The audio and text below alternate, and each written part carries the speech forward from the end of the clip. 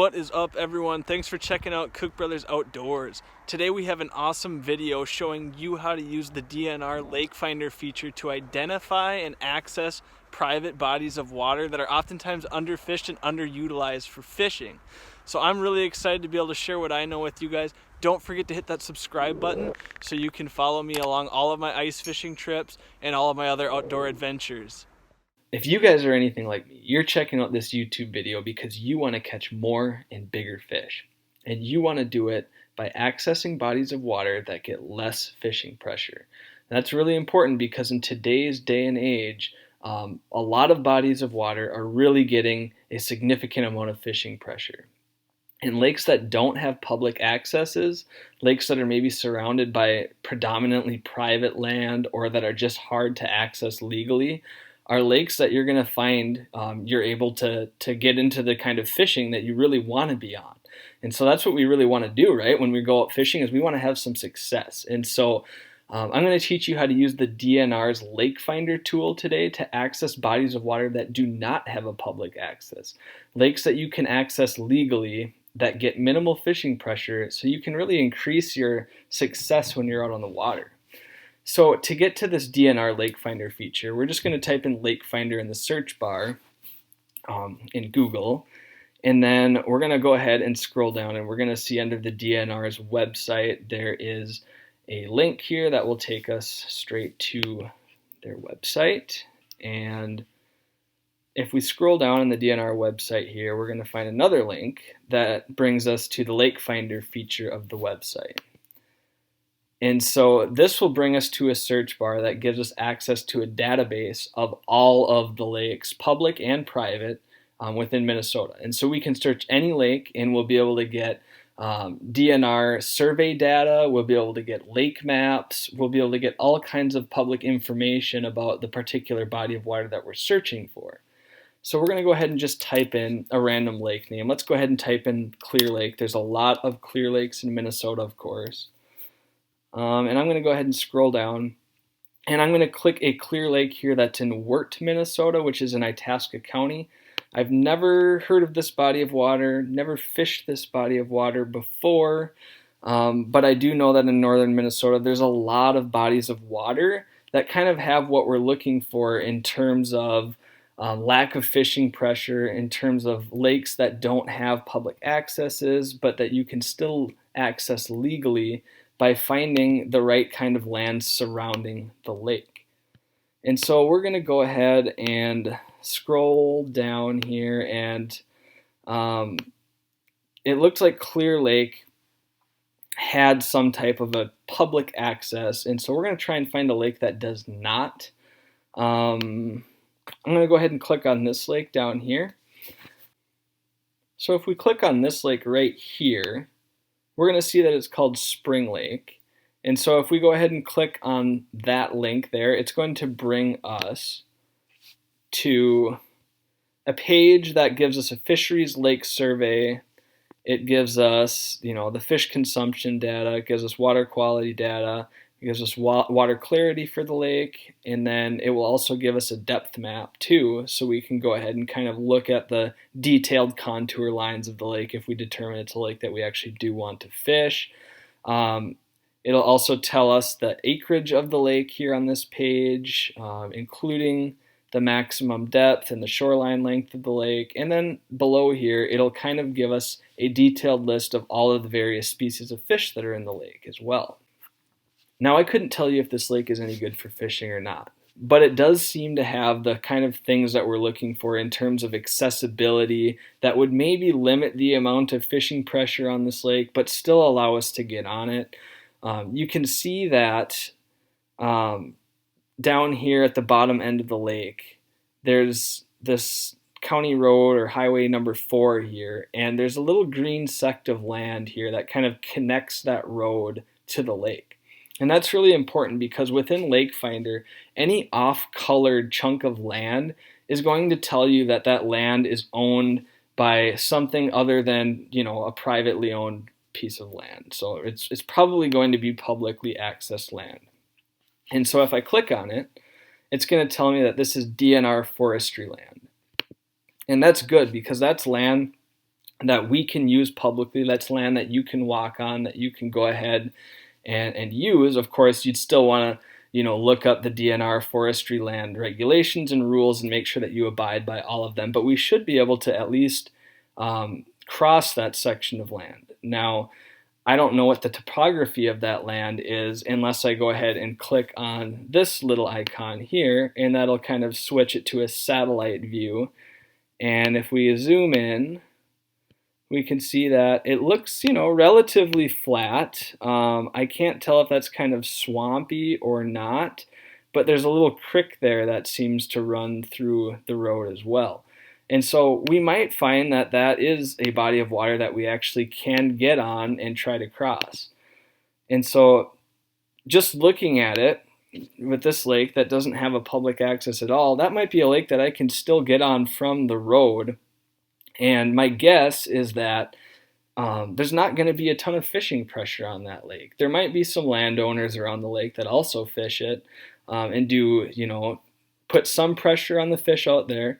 But that might be the type of lake where you can get on and find that the fish are willing to bite a little bit more actively because they're just not seeing the number of, lures. They're not seeing the number of fish houses out there that lakes that have public accesses do. So a lake similar to this one would be something that I would definitely be interested in looking into.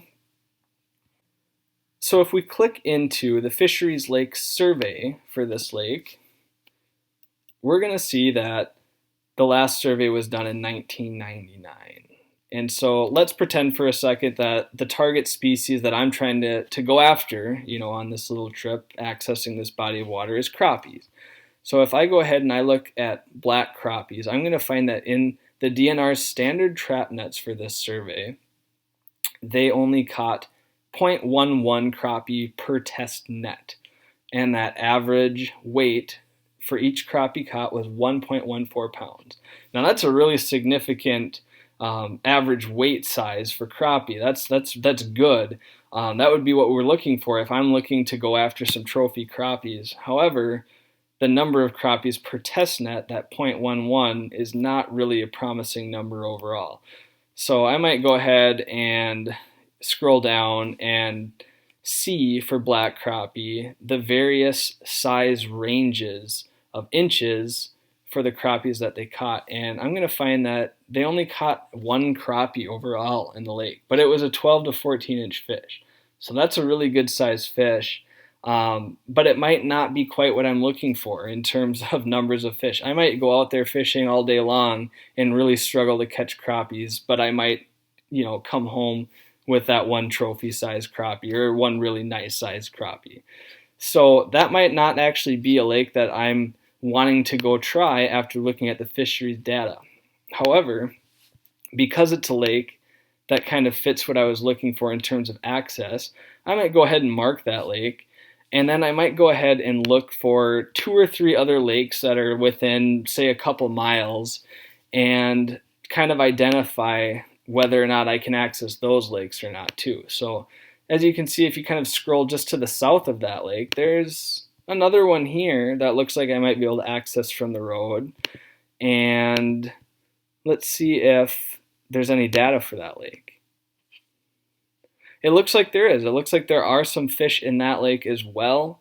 And so I might be willing to go ahead and give these lakes a shot and just kind of try and access those lakes from the road, knowing that there's not a lot of fishing pressure likely on lakes like that, and that there's a cluster of lakes that are similar in the area, and I can just go ahead and bounce from lake to lake, and spend a day finding out which ones I can realistically access. Because you might find that you'll get to the lakes, and even though the land surrounding the lake might be publicly owned or might be like, state owned land, like a DNR forestry land, or it might end up being a wildlife management area, it still might be hard to get on the lake, right? Like if we have heavily forested areas that we have to walk through to get to the lake, if we have swampy, marshy land, that can make it really hard to access these bodies of water. So you want to identify a cluster of 2, 3, maybe 4 lakes in an area and try and jump around to each lake until you find one that is both accessible, and then also provides that good fishing that you're looking for. I also like to find lakes that are deeper than, say, about 15 feet deep, because lakes that are shallower than that oftentimes have recurrent winter kill issues. Each winter the ice gets really thick, the oxygen levels deplete as snow accumulates on top of the ice, and those shallow bodies of water tend to be more infested with bullheads and don't have as many game fish species in them. So you really want to do your due diligence in checking the lake maps as well, and making sure that those lakes have adequate depth so that it sustains a game fish fishery. Here's another tip for you. One thing that you might try to do if you're trying to access a body of land that's surrounded by all private land, there's no way to access it publicly and legally, you might try to get a hold of a plat book. And a plat book has all of the divisions of various tracts of land surrounding a body of water that you're looking at. And so within the plat book, you can find the ownership of each of those tracts of land, and so you can find the contact information for each of the various landowners around the lake, and you can reach out to them that way. I've had some success doing that before and getting on a body of water, maybe through a private landowner. And so you'll find oftentimes that private landowners are a lot more willing to accommodate you,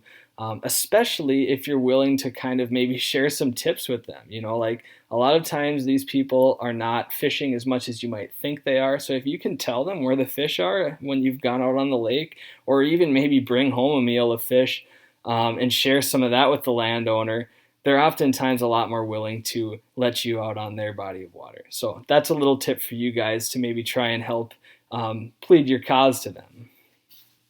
Tip number 2, if you do access a body of water like this, make sure that you leave it cleaner than when you got there, because landowners are going to be a lot more likely to let you back out on a lake if they know that you're taking care of their resource. Tip number 3, if you do find a body of water that has good fishing, don't spread the word too much. Try and keep it on the down low as much as you can, because when we blow up spots on social media, we tend to have the exact result that drove us to these smaller body of waters to begin with, right? We have people that come to these bodies of water, they deplete the resource, they tend to fish it out, and we really want to keep some of these smaller bodies of water as unfished as possible. Okay, everyone, thanks for checking out my YouTube video on how to use the DNR's Lake Finder feature. I hope that this video helped you learn how to identify lakes that are maybe underfished and underutilized, lakes that you can go to try and find big fish, lakes that you can go to try and get on a new adventure, and lakes that you can get on that nobody else maybe has in a long time. That's what this is all about, finding lakes that are off the beaten path, lakes that will make you a more successful and better fisherman.